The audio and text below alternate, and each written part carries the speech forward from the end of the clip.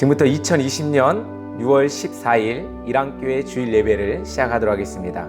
우리 다 함께 조용한 기도 들으시면서 예배로 나아가겠습니다.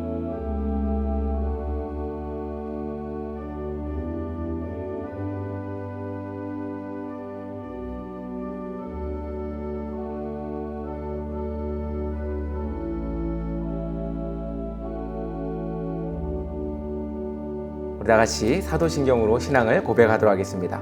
전능하사 천지를 만드신 하나님 아버지를 내가 믿사오며 그 외아들 우리 주 예수 그리스도를 믿사오니 이는 성령으로 잉태하사 동정녀 마리아에게 낳으시고 본디오 빌라도에게 고난을 받으사 십자가에 못 박혀 죽으시고 장사한 지 사흘 만에 죽은 자 가운데서 다시 살아나시며 하늘에 오르사 전능하신 하나님 우편에 앉아 계시다가 저리로서 산 자와 죽은 자를 심판하러 오시리라. 성령을 믿사오며 거룩한 공예와 성도가 서로 교통하는 것과 죄를 사하여 주시는 것과 몸이 다히 사는 것과 영원히 사는 것을 믿사옵나이다. 아멘.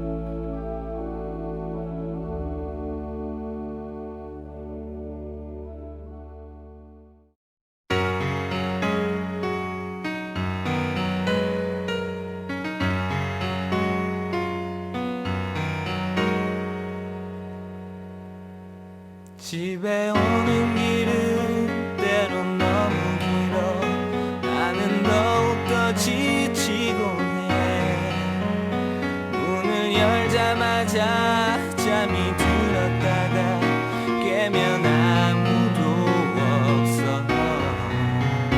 좁은 욕조 속에 몸을 뉘었을 때 작은 달팽이 한 마리가 내게로 다가와 작은 목소리로 속삭여 주었어. 언젠가 먼 훗날에 저 넓고 거칠은 세상 끝바다로 갈 거라고.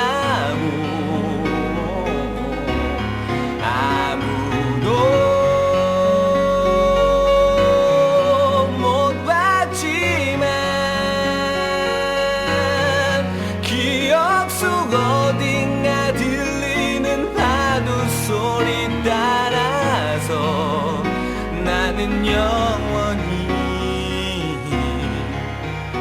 갈래.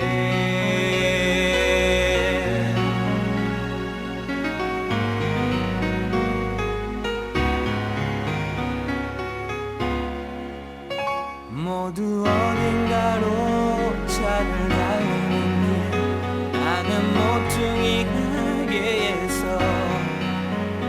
담배 한 개비와 녹는 아이스크림 들고 길로 나섰어.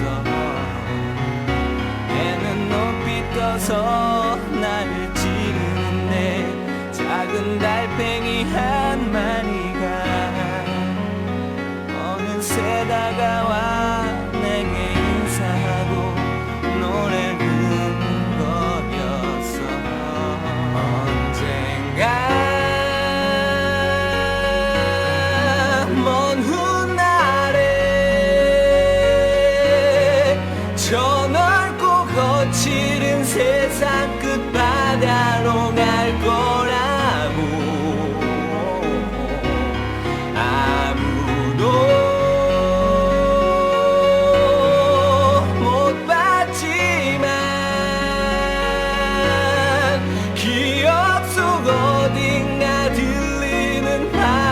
소리 따라서 나는 영원히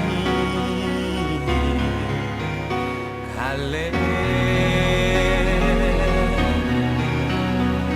내 모든 걸 바쳤지만 이제 모두 푸른 연기처럼 산산이 흩어지고 내게 남아있는 작은 힘을 다해 마지막 꿈속에서 모두 있게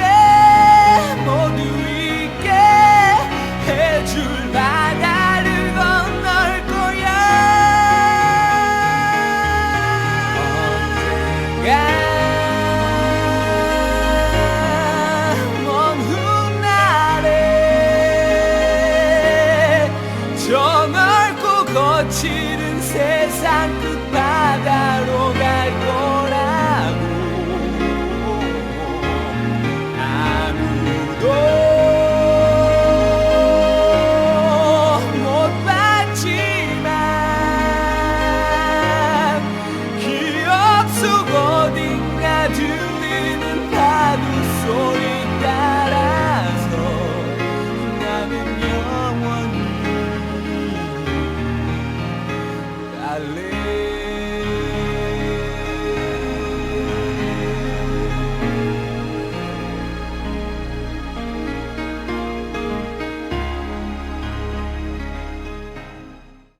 같이 보실 말씀은 마태복음 11장 25절에서 우리 30절 말씀입니다.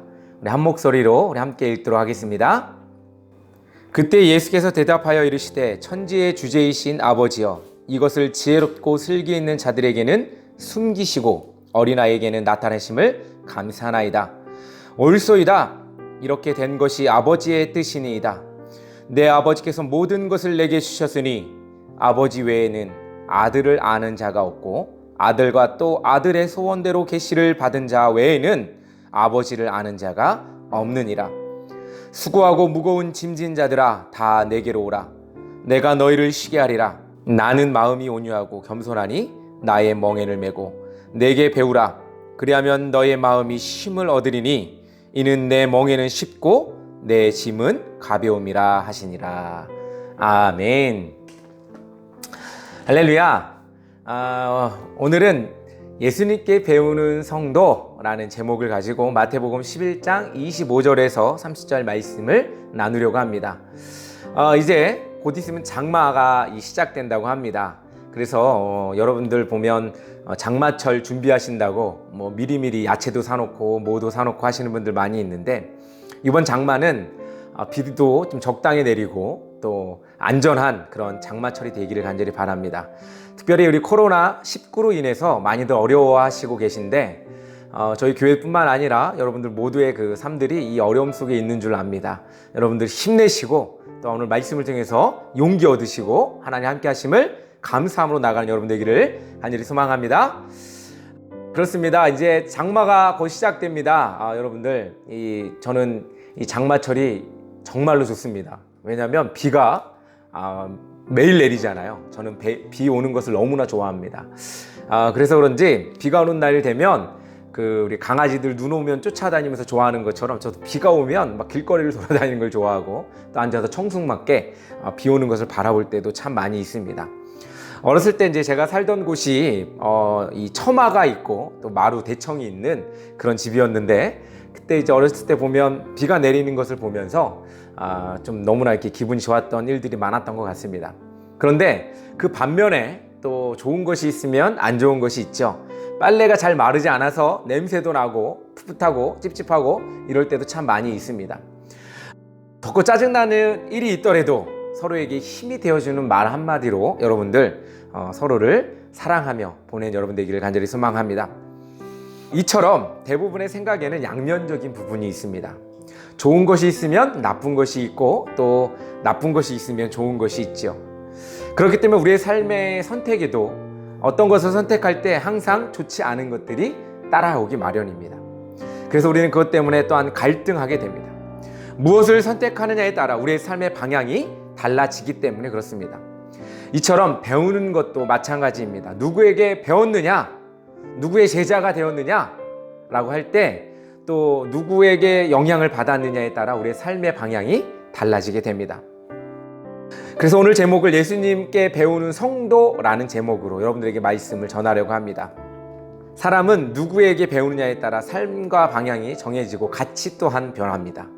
여러분들 중에도 여러분들의 삶에 아주 중요한 역할을 한 스승이 있었을 것 같습니다. 그 스승이 친구이던 동료이던 부모이던 여러분들 가까이 있는 사람이던 또 혹은 멀리 있는 사람이든 여러분에게 영향을 준 분들이 있을 겁니다. 누구를 우리의 삶의 스승으로 두느냐에 따라 우리의 미래가 또 달라지게 됩니다. 그러나 세상이 가르쳐줄 수 없는 것이 있습니다.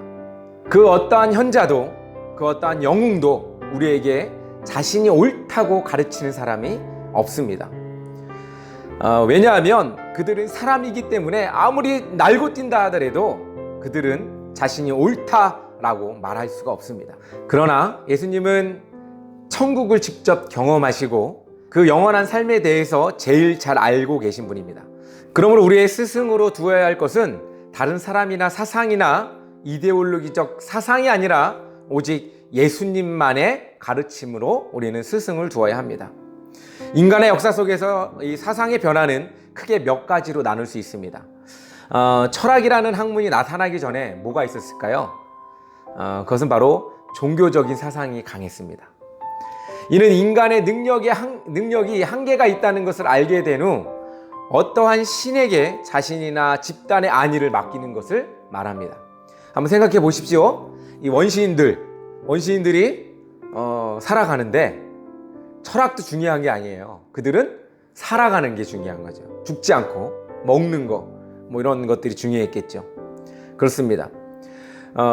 이 원시적 종교가 바로 그것인데, 이는 인간의 능력이 한계에 도달했을 때 더욱더 그 빛을 발휘하게 됩니다.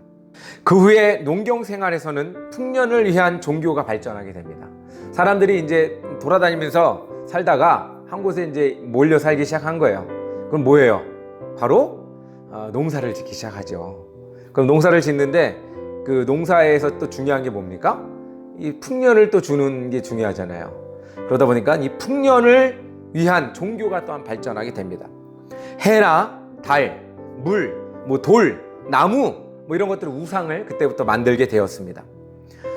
원시적 시대에는 죽음에 대한 위협으로부터 보호받고자 했습니다. 그리고 또한 사는 것이 또 중요했습니다. 먹는 것이 중요했습니다. 기초적인 우리의 그 욕구, 그것을 채워주는 것을 우리는 종교화 시켰었습니다. 이후에 초기 종교적인 것과 합쳐진 것이 바로 고대 철학입니다. 고대 철학의 대표자가 우리 누구죠? 잘 알고 있는 소크라테스. 그렇죠. 소크라테스가 있습니다. 이는 후대의 스토아 철학을 또한 발전시키게 됩니다. 이들이 가지고 있는 사상의 근본은 바로 보이지 않는 신이었어요. 과거에는 원시적인 종교는 뭐였어요? 보이는 거를 또한 따라갔습니다. 그래서 돌도 놔두기도 하고 나무도 놔두기도 하고 이랬습니다. 그런데 지금 이 철학이 같이 들어오고 나서부터는 뭐가 발전해요? 보이지 않는 신. 이것이 바로 철학과 종교가 합쳐진 모습입니다. 고대 종교에서는 보이는 신이 있었다면 이제는 보이지 않는 신을 찾기 시작했다고 볼 수 있습니다. 볼 수 없고 만질 수도 없는 존재, 그 존재하는 거에 대해서 고민하고 생각하게 됩니다. 즉, 형이상학적 생각들의 시작이 일어납니다. 생각이라는 것은 갑자기 변하는 것이 아닙니다. 시간이 흐름에 따라 차근차근 변하게 되고 상황과 환경이 변함에 따라 그 생각과 가치들도 함께 변하게 되는 것입니다. 로마의 생성과 확장에 따라서 이 전쟁에서 승리하면서 나라들을 포섭하면서 그때 같이 가져간 것이 그리스의 이 철학입니다. 시간이 흘러 헬라 철학과 그리스 철학이 만나게 됩니다. 이것은 큰 이변을 가져옵니다. 헬라의 신화들, 그것과 철학과의 만남, 이상한 상상의 나래가 펼쳐지기 시작합니다.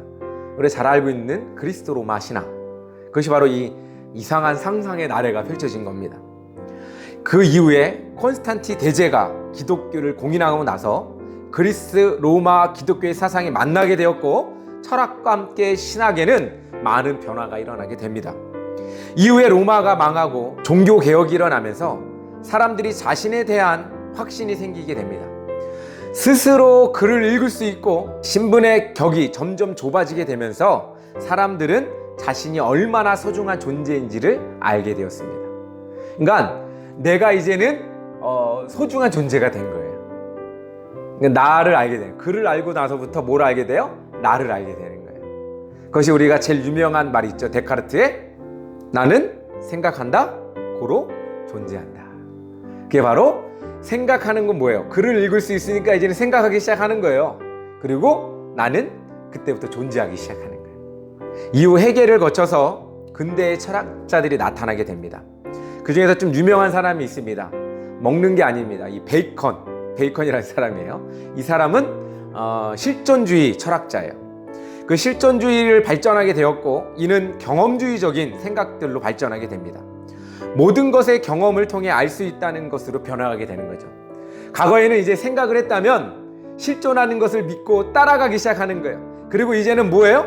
바로 우리가 경험한 것이 정답이다 라고 이야기하는 거예요. 사람들은 이렇게 생각들이 점점 변해가고 있었습니다. 그러던 중에 우리 세계 1, 2차 대전이 일어나게 됩니다. 이 세계 1, 2차 대전 이후에 어때요? 사람은 어떠한 존재가 되냐면 과거에는 생각도 하고 고로 존재하는 존재도 되고 이 아름다운 존재, 너무나 이 화려한 존재, 너무나 존경받아야 되는 존재였다면 전쟁 이후에 사람들은 어떠한 존재가 되었느냐? 사악한 존재가 되었다. 사람들은 이 전쟁을 통해 죽는 것을 목격하고 또 사람은 이 악함, 사람의 악함을 목격하고 나서 무엇이 발달하냐? 회의주의적인 생각들로 변해버립니다. 인간만이 위대하고 인간만이 최고로 알았던 그들이 인간의 제약성에 눈을 뜨게 되었고, 이로부터 저항적 사상들이 발전하게 되었습니다. 이 저항적인 사상들은 다양한 것을 받아들이게 되는 계기가 되었습니다. 이것이 바로 포스트 모더니즘입니다. 좀 알겠죠? 포스트 모더니즘 하는데 이게 어떻게 발전해왔는지 과거에서부터 쭉 바라보면 이게 바로 포스트 모더니즘이라는 거예요. 깊이 이야기하면 끝이 없겠지만, 그러나 이러한 생각의 변화들의 흐름을 보면 앞으로도 유추할 수 있을 것입니다. 저는 아마도 이 포스트 모더니즘 시대가 지나가면 다시 원시적인 종교 시대로 변하지 않을까라는 생각을 하게 됩니다. 어쨌든 이렇게 장황하게 이야기한 이유가 있습니다. 사람들의 생각은 어때요? 날마다 변화된다는 거예요. 그리고 언젠간 또 이 사회의 중심이 되는 사상들은 또 변할 겁니다. 인간이 존재하는 한 계속해서 변해갈 것입니다. 이는 사람의 생각에는 어떠한 답도 어떠한 질문도 본질적인 답이 될 수 없다는 것입니다.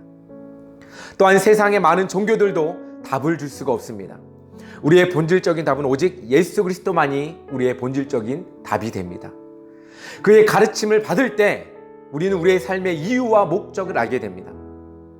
또한 변하지 않는 진리가 우리를 이러한 모든 인간의 고민의 답이 될 수가 있습니다.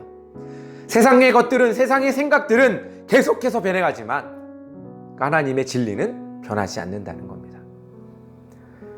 그러기 위해서 우리는 우리 예수님의 가르침에 귀를 기울여야 합니다. 첫 번째로 교만을 버리고 겸손해야 합니다. 우리 25절 같이 읽어보도록 하겠습니다. 그때 예수께서 대답하여 이르시되 천지의 주제이신 아버지여, 이것을 지혜롭고 슬기 있는 자들에게는 숨기시고 어린아이에게는 나타내심을 감사하나이다. 여기서 지혜롭고 슬기 있는 자들에게 숨기시고 라는 말씀이 있습니다. 지혜롭고 슬기 있는 자들이란 글씨를 알았고 철학적이고 종교 중심적인 사람들을 이야기합니다. 우리 성경에서 매번 디스 당하는 사람들이 있죠. 성경에 나오는 디스 당하는 사람 누구누구 있죠? 바리새인, 서기관, 사두개인, 뭐 이런 어떤 대제사장, 제사장, 이런 사람들 디스를 많이 당하죠. 이런 사람들이 당시에 어떤 지도자였고 어떤 리더였고 어떤 학자였습니다. 그들에게는 숨겼다고 말씀하십니다. 왜 숨기셨습니까? 그것은 그들이 못 알아들었다는 말과도 같은 것입니다. 자기 자신의 의의가 너무 강하기 때문에, 자신의 생각만이 옳다고 생각하기 때문에 그렇습니다. 이들은 이미 성인이 된 자들을 말합니다. 제가 결혼한 지 몇 년 됐을까요? 10년 됐어요. 10년. 이 12월 달이 되면 10년이 됩니다. 결혼을 하고 나서 처음으로 어른을 모시게 되었는데, 장인 어르신과 장모님, 그리고 이제 저희 부모님을 모시게 되었습니다. 장가를 가고 나니 어른들과 대화할 시간이 많아집니다. 결혼이라는 것이 그런 것 같습니다. 이제 어른과 대화할 수 있는 때가 됐다라고 이제 할 수 있는 것과 같습니다. 그러니까 어른들하고 대화를 이제 많이 하기 시작하는 거예요. 결혼을 하고 나니까. 그런데 항상 이야기하면서 좀 이렇게 부딪힐 때가 있어요. 그러니까 젊은 사람들의 생각과 나이 든 분의 생각의 차이겠죠. 특히 정치적인 거, 또 사회적인 거, 또 요즘 애들은 왜 그래? 잘 알지도 못하는 것들이 뭐 이렇게 이야기할 때도 있습니다. 이 어른들의 생각들은 과거에 항상 매여 있죠. 그래서 우리는 보수적이다 이렇게 이야기하는 거예요. 이 어른들을 항상 하는 얘기 중에 우리가 이제 발견할 수 있는 것이 뭐냐면 자신의 말이 꼭 옳다라고 이야기하는 겁니다. 그렇죠? 다른 건 다 틀렸고 내 말이 옳아, 내 경험이 그랬어 라고 이야기하는 경우들이 많이 있습니다. 이런 분들은 대부분 나중에 소외됩니다. 사람들로부터 소외되고 가족으로부터 소외되기도 하고, 뭐 자기만 옳다고 하니까 그런 분들이 꽤 있습니다. 그렇습니다. 우리는 이렇게 우리의 생각과 아직 우리가 스스로 의라고 여기는 것들을 버릴 때 혹은 내려놓을 때 우리 예수님의 말에 귀 기울일 수 있습니다.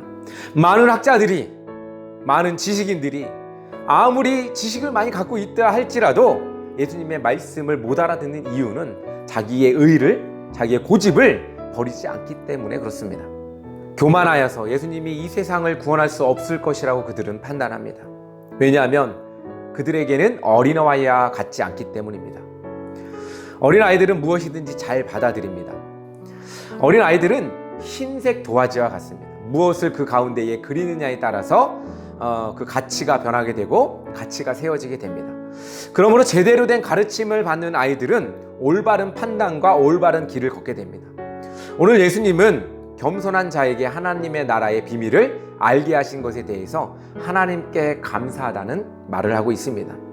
교만한 자는 못 알아듣는 것, 겸손한 자가 하나님의 비밀의 나라를 알 수 있는 것, 그것에 감사하라 라고 이야기하고 있는 것입니다. 하나님께서는 겸손한 자를 자녀 삼아주시고 천국의 백성으로 받아주심에 감사하라는 것을 말합니다. 우리 27절에서 이 겸손한 자에게 하나님의 계시를 받은 자 외에 아버지를 아는 자가 없다라고 말하고 있습니다. 그렇습니다. 여러분, 하나님은 겸손한 자를 쓰시고 그에게만은 하나님에 대한 지식을 주십니다. 겸손한 자는 또한 믿음으로 나아가는 자를 말합니다. 하나님에 대한 믿음, 그것이 없이는 하나님을 아는 것은 불가능합니다. 요즘 텔레비전 가끔 보면 도울이라는 사람이 나와서 정말 그 사람이 하나님을 알고 성경을 말하는 것일까 생각해 봅니다. 많은 기독교인들도 그 말을 듣고 막 그렇구나 이렇게 이야기하는 사람들이 있어요. 그런데 그가 이야기하는 것들 중에 진정 그가 하나님을 알고 이야기하는 것일까? 라는 의문이 듭니다. 하나님을 안다는 것, 그것은 하나님을 믿는 것입니다. 하나님을 믿는 믿음 안에 하나님을 알 수가 있는 것입니다. 성경을 안다고 말은 하지만 진정 그에게 구원에 대한 믿음이 없다면 그는 하나님을 알 수 없는 것입니다. 어린아이들은 많이 안다고 자랑하지 않습니다. 좀 사춘기쯤 되면 이렇게 말을 하죠. 알지도 못하면서 이렇게 얘기하며 부모님께 짜증을 내거나 무시하는 말들을 합니다. 어린아이들은 부모가 틀린 말을 해도 이것이 진짜인 줄로 믿습니다. 왜냐하면 부모님은 아이들의 정답이기 때문에 그렇습니다. 요즘 뉴스를 보면 너무나 마음이 아픈 일들이 많이 있어요. 어떤 일이죠? 학대당하는 아이들을 봅니다. 어느 날인가 제가 TV를 보다가 이런 이야기를 하나 봤습니다.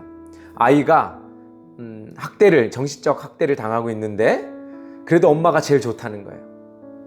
엄마한테 그런 학대를 당하고 있는데 아이가 아는 거는 그거밖에 없는 거예요. 그러니까 아이에게 무엇을 가르치고 무엇을 베푸느냐에 따라 그 아이의 가치와 생각이 얼마나 좋게 변하느냐 또 좋지 못하게 변하느냐 이것도 우리가 알 수 있습니다. 어린아이는 이처럼 도화지와 같습니다. 무엇을 그리느냐에 따라서 그 아이의 가치관이 변화됩니다.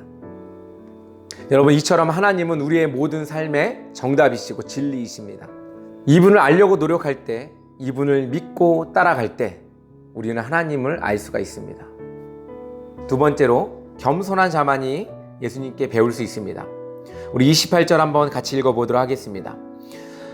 수고하고 무거운 짐진 자들아 다 내게로 오라. 내가 너희를 쉬게 하리라. 마음이 가는 곳에 손이 가게 되어 있습니다. 오늘 이 말씀에는 아주 편파적인 예수님의 마음이 있습니다.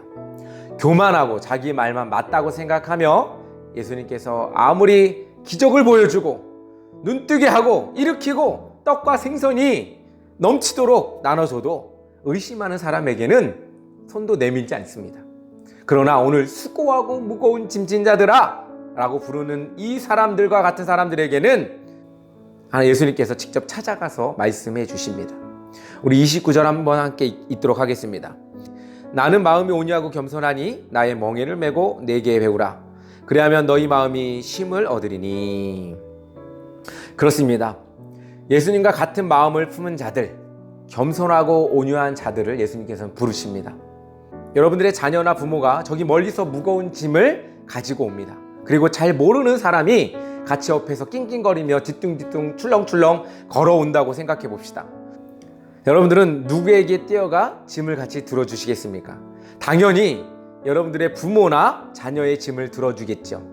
옆 사람이 힘들던 말던 우리에게 중요한 것은 부모나 자녀를 도와주는 것입니다. 예수님이 수고하고 무거운 짐진 자들아 다 내게로 오라 라고 하는 말씀이 바로 여기에 있는 의미입니다. 많은 사람들이 있지만 그 중에 나를 사랑하고 내가 사랑하는 자녀들에게 내게로 오라는 것입니다. 29절에 예수님은 온유하고 겸손하다고 말합니다. 어찌 보면 자기 자랑 같지만 자기 자랑이 아니라 우리에게 가르치고 계신 것입니다. 예수님은 하나님으로부터 겸손하였고 하나님의 말씀에 순종하여 인간이 되셨습니다. 또한 십자가에 못 박히심을 온유함으로 받으신 분이 바로 예수님입니다. 여기에는 온유하다는 것이 따뜻하고 부드러운 것에 한정되어 있지 않습니다. 더 큰 의미가 여기에 있습니다. 온유란 옳고 그름을 분명히 하는 것을 말합니다.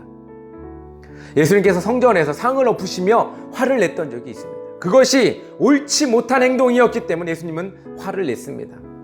우리가 옳지 못한 것에는 분노하고 옳은 것에 관대하는 것, 이것이 바로 온유한 마음입니다. 십자가의 죽으심 앞에 예수님은 옳고 그름을 생각하셨습니다. 예수님의 삶의 옳음은 바로 십자가에 못 박히시는 것이었습니다. 그래서 그 가운데 예수님은 겸손하셨습니다.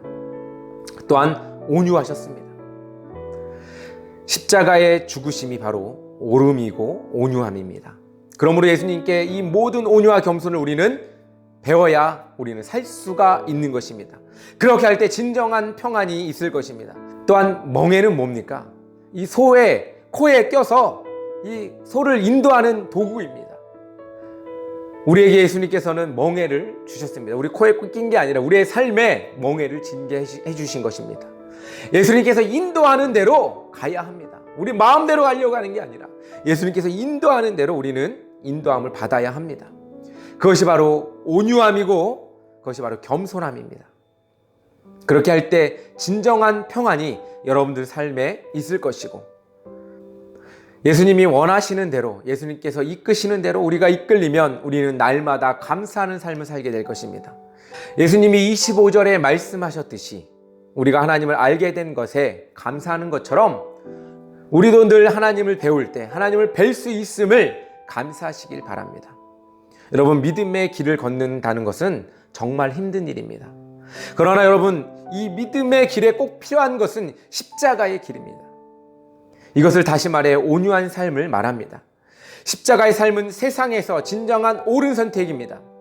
또한 예수님이 하나님 앞에 겸손히 행했듯이 여러분들도 오늘 이 시간 결단하시고 예수님께 그 온유함의 삶을 배우시고 진정한 삶의 쉼을 얻기를 간절히 바랍니다.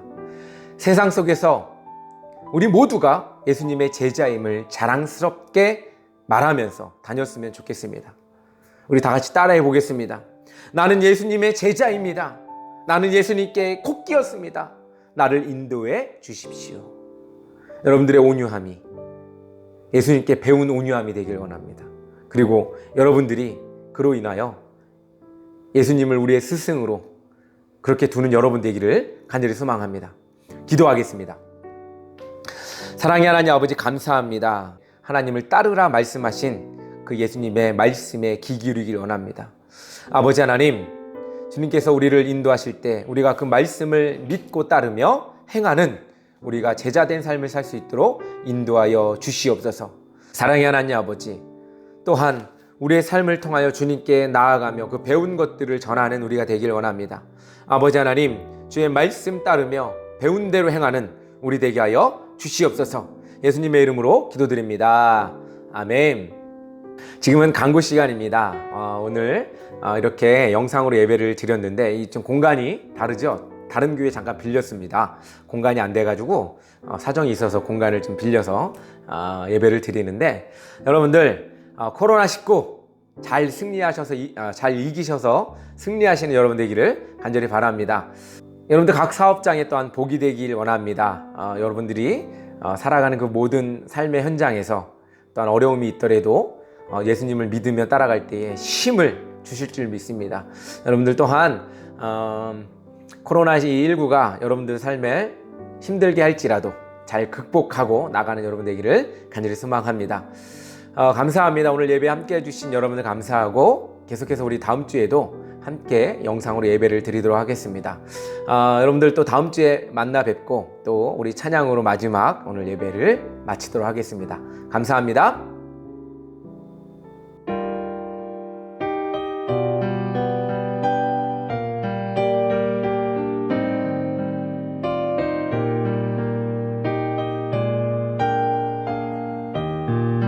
예수님의 은혜와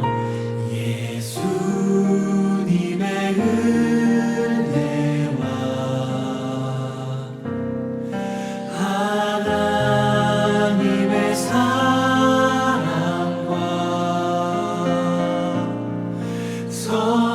성령님의 사귐이 우리와 함께하기를. 한 번 더 축복하며 예수님의 은혜와 하나님의 사랑과 성령님의 사귐이 우리와 함께하기. 마지막으로 목소리 높여 예수님의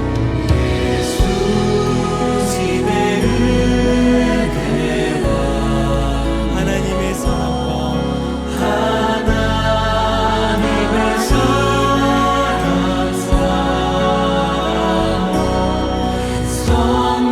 성령님의 사귐이 우리와 함께하기. 마음 담아 정직한 마음으로 기도합니다.